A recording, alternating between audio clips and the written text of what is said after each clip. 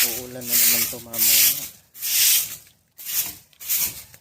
Ito ay ang aking panalangin at ang aking hiling.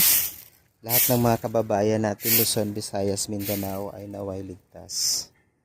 Lahat po tayo ay, sana po ay lahat tayo ay ligtas. Mananatili po tayong ligtas. Kung binabaha na o nilandslide na ang lugar nyo, kayo ay mag-evacuate na sa kung saan ay ligtas na lugar at mataas na lugar.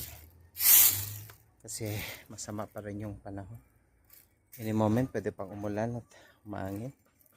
Lalo na sa probinsya, daanan talaga ng bagyo. Kaya guys, thank you so much po sa inyong support at pagmamahal. At sana po ay continuously po nyo akong suportahan dito sa aking venture, dito sa YT World. At sana i-support nyo po at i-share nyo rin po ang aking vlog dito sa YT World para po medyo makatulong po sa aking kalagayan dito dahil nakikitira lang po ako sa bahay ng aking pamangkin. And bulok na po yung bahay niya. Kaya yung bubong puro tulo. Ang daming tulo tapos kulang na lang pumapaypay na yung bubong kasi na hindi na mapakuan, bulok na yung mga kahoy. Kailangan ng palitan yung yero at saka yung mga kahoy sa loob.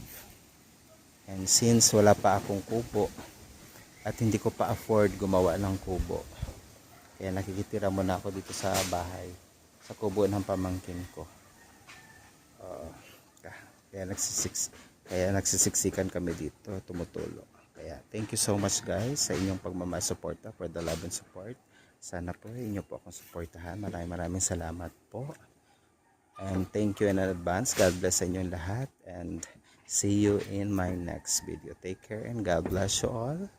This is Queen Maribeles Vlog na nagsasabing ang lahat ng ating ginagawa ay para sa Diyos, sa bayan at higit sa lahat sa pamilyang Pilipino. God bless everyone. Take care.